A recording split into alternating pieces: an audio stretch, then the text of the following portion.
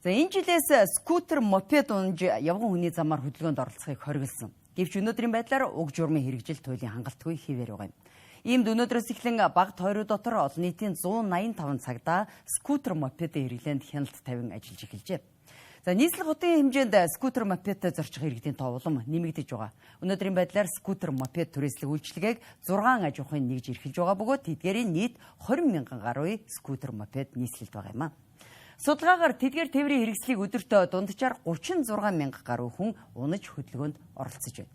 Гэвч нийслэлд явган хүний замын хүртээмж маш тааруу тул түүгээр алхаж яваа явган хүнийг мөргөж, гэмтэх, эсвэл автозамын хөдөлгөөнд оролцохдоо өөрсдөө машинд мөргүүлэх, унаж, гэмтэж бэртэх тохиолдол өдрөөс өдөрт нэмэгдэж байна. Зөвхөн өнгөрөх 2025 онд гэтэл цахилгаан моторт, дугуй, мопед, суруун, скутертэй холбоотой ослын улмаас нийтдээ 2820 иргэн гэмтэж бэртсэн байна. Тиймээс энэ жилээс түрээсийн скутер, мопедыг 16 нас хүрсэн хүн унаж замын хөдөлгөөнд оролцох зохицуулалт хийсэн ч зарим аж ахуйн нэгжийн скутер, мопедыг 16 нас хүрээгүй хүүхдүүд унаж хөдөлгөөнд оролцох зөрчил гарсаар байгаа нь иргэдийн бухимдлыг төрүүлсээр байна. Жилээрх тусам энэ төрлийн тээврийн хэрэгслийн хэрэглэгчдийн тоо нэмэгдэхийн зэрэгцээ осол аварч мөн өсөж байна. Скутер, мопед, ундаг дугуй, сурон зэрэг хэрэгслийн явган хүний замаар зорчихыг хориглож, дугуйн замаар харин дугуйн зам байхгүй тохиолдолд автозамын баруун гар талын захаар хөдөлгөөнд оролцохоор зохицуулсан байдаг. Гэвч энэхүү зохицуулалтын хэрэгжилт хангалтгүй хэвээр байна. Түүнчлэн скутер, мопед хэрэглэж буй иргэд тээврийн хэрэгслээ зориултын бус газар орхих нь элбэг бөгөөд энэ нь явган хүний замаа тааруулах нь нийслэл хотод явган зорчигчдод хүндрэл учруулж байна. Скутер, мопед хөдөлгөөнд оролцож эхэлсэн цагаас хойш 4 хоногийн хугацаанд л гэхэд замын хөдөлгөөнд оролцох явцад 48 хүн гэмтэл авсан нь иргэд айдасгүй аюулгүй алхах боломж алга гэж бухимдаж байна.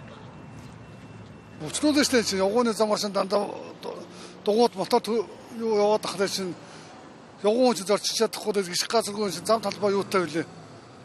За одоо их л байна шүү дээ. Тэр аимшигтай бид нар дандаа айцтай явдсан шүү дээ. Сонсож явахд бол айгүй гэмтэл гарч гэмтлийн тасагтаар ч гэсэн маш хүндрэл учруулж байдаг. Ер нь бол тэрийг хориглох хэрэгтэй л гэж бодож байгаа иргэн хүнийхээ хувьд. Замдар дэстэ жинхэнэ аюул болж байгаа чинь тэр. Гүйн тажигаар давхад ороод ирсэн сүүлж орж ирээд ирсэн. Бүтэхгүй нөхдүүд байгаа ирсэн. Тийм учраас өчнөө юм гэмтэж байгаа шүү дээ. Энэ зориултын замнууд бол болно шүү дээ. Тэр зориултын замгууд энэ явган зорчтой асар хүндрэлтэй. Болохгүй шүү дээ. Тэр чинь насан турш хүн унахгүй бол хэцүү юм билээ. Би дайрлж унсан шүү дээ. Тийм үү? Парк ашраас гарч ирэнгүүт нэг 2 охин дайраад матсан. Тэгэл хэцүү юм билээ ч хүүхэд барихаараа. Энэ чи яг энэ замдаг үрчин дайрж алж чадах юм л шүү дээ тэр чинь. Айгүйх мөргүүлж шүү дээ юу. Сая хөртлөгч нэгэл гараар мөргүүлчихэл араас нэгэл орлол үлдсэн шүү дээ. Явган хүний замаар скутер, мопед зорчуулахгүй байх хяналтыг цагдаагийн албан агч болон олон нийтийн цагдаа нар хамтран хяналт тавин ажиллахаар шийдвэр гаргасан. Эдгээр олон нийтийн цагдаа нар нь замын хөдөлгөөний тухай хуулийн хэрэгжилтийг хангуулах, автозамын баруун талын хөвөөгөөр зорчихыг зөвлөх, ямар тохиолдолд скутер, мопедыг явган хүний замаас гаргах, 16 наснаас доош хүүхдүүдийг скутер, мопед унахгүй байхыг зөвлөх, шаардах зэрэг чиг үүрэгтэй ажиллах юм байна. Аж ахуйн нэгж байгууллагуудад уриалж байгаа нь 18 наснд хүрсэн хүүхдүүдийг та бүхэн унуулдаг болгооч гэдэг уриалга гаргаж байгаа. Яагаад гэж ийм вэ гэхээр бид нар замын хөдөлгөөнд дүрм заасны дагуу скутер унж байгаа хүүхдүүд явган замын дугуйн замын тэмдэглэгээтэй хэсгээр явна гэсэн баг. Тэгвэл дугуйн замын тэмдэглэгээ байхгүй хэсгээр хаагур нь явах уу? Автозамаар явна. Автозамын хөдөлгөөнд орж хэрхэн эсрэг үзэж эхлэх вэ? Жолооч эсрэг үзэж эхлэх. Яагаад гэвэл замын хөдөлгөөний дүрм мэдэхгүй. Жолооны үнэлэх шалгалт өгөөгүй. Ийм хүүхдүүд орж ирэхээр машины дугуйн доогуур орох ямар эрсдэлтэй би баруун зүүн хөдөлгөөн хийхэд ямар үйлдэлийг хийх ёстой вэ гэдгээ мэдэхгүй хүүхдүүд орвол амь насны эрсдэх юм аюултай. Тэгэхээр бид нар яг энэ хяналт тавих чиг зохион байгуулалтанд оруулахыг иргэдийнхээ дэмжлэгтэйгээр олон нийтийн цагдаа зохион байгуулж байгаа. Тэгээ энэ бол нэмэлт санхүүжилт гаргахгүй бид яг иргэдийн зүгээс гэрээ байгуулан хамтарч сайн дураараа ажиллаж байгаа энэ олон нийтийн цагдаа нартай хамтарч энийг нэгдсэн зохион байгуулалтанд оруулах гэж үзэж байгаа. Өнөөдрийн байдлаар бага тойрог дотор 86 байршилд 185 албаагч хяналт тавьж ажиллаж байна.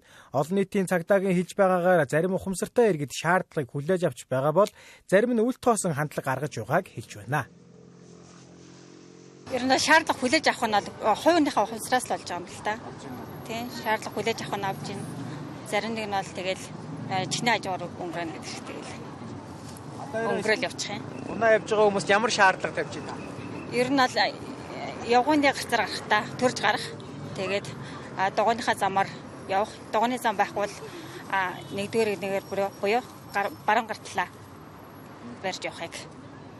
Тэгээд 16 наснд хүрсэн байх хэвээр. Цундалж явахгүй байх хэвээр. Нэг тиймэрхүү шаардлагатай байна да. Нэг 5-6 төрлийн шаардлага тавьж байгаа. Хэдий олон нийтийн цагдаа нар хөдөлгөөнд хяналт тавьж байгаа ч явган хүний зам болон скутер мопед зорчих зориултын зам хангалтгүй байна. Тиймээс ундаг дугуй скутерт зориулсан дэд бүтэц хангалтгүй байхад энэ төрлийн бизнесийг дэмжиж байгаа нь нэг талдаа гэмгүй алхаж яваа иргэдийн аюулгүй байдалд эрсдэлд оруулж шахааны бизнес мэт харагдахад хүргэж байна.